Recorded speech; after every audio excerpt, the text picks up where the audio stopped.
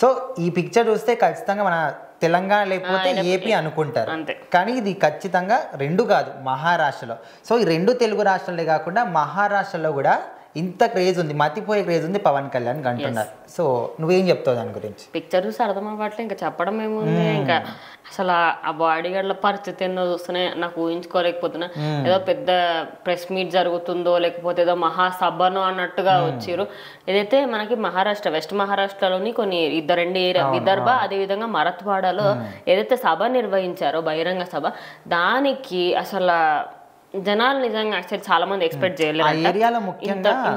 తెలుగు వాళ్ళు ఎక్కువ ఉంటారని ఆ ప్లేస్ చూస్ చేసుకున్నారు. That's a good idea. But నువ్వు ఒకసారి వెనక తిరిగి చూస్తే అక్కడ వెనకాల వరకు మొత్తం ఆ సభలో ఇంకా బయటకు కూడా వెళ్ళిపోయారంటే అంత దారుణంగా జనాలు వచ్చారంట.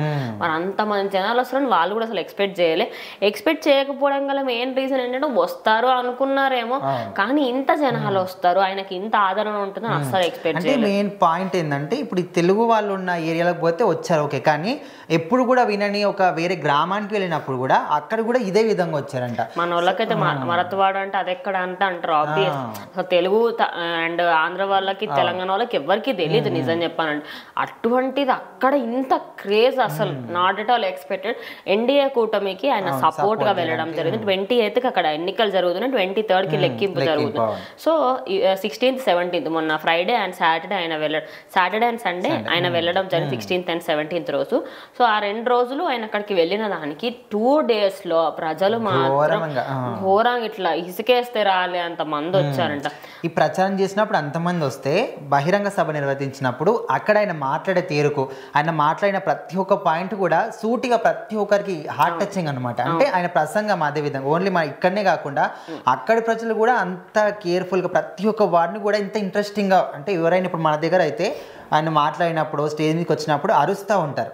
సో అక్కడ అట్లా కాకుండా ఆయన చెప్పిన ప్రతి ఒక్క మాట కూడా చాలా అంటే కేర్ఫుల్గా విన్నారంట. అంటే ఆయన క్రేజ్, ఆయన మాటకున్న పవర్ వాల్యూ అట్లుందనమాట అక్కడ కూడా. అదే కాకుండా ఆయన ఏరియా అయితే వెళ్ళడం జరిగిందో అక్కడ తెలుగు హిందీ అనేది పక్కకు పెడితే అక్కడ ఉన్న జనాలకి ఛత్రపతి శివాజీ అనేది వాళ్ళకి దైవం, ఎమోషన్. నిజం చెప్పాలంటే దైవంతో సమానం.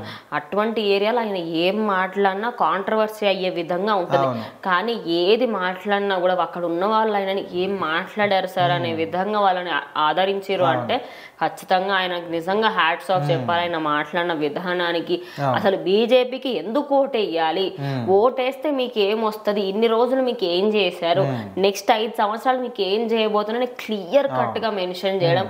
అదే విధంగా ఆయన రావడం వల్ల అక్కడున్న ఏదైతే సిట్టింగ్ ఎమ్మెల్యేస్ ఉన్నారో వాళ్ళకి రెస్పెక్ట్ పెరిగింది అనుకోవచ్చు. అంత రెస్పెక్ట్, అది కూడా అటు ప్రైమ్ మినిస్టర్ మోదీ పిలవడం వల్ల ఆయన అక్కడికి వెళ్ళి ప్రచారం చేయడం జరిగింది. సో చూద్దాం మరి నిజంగానే ఎన్నికల్లో గెలిస్తే మాత్రం ఆయన క్రేజ్ ఏంటనే తెలిసిపోతుంది.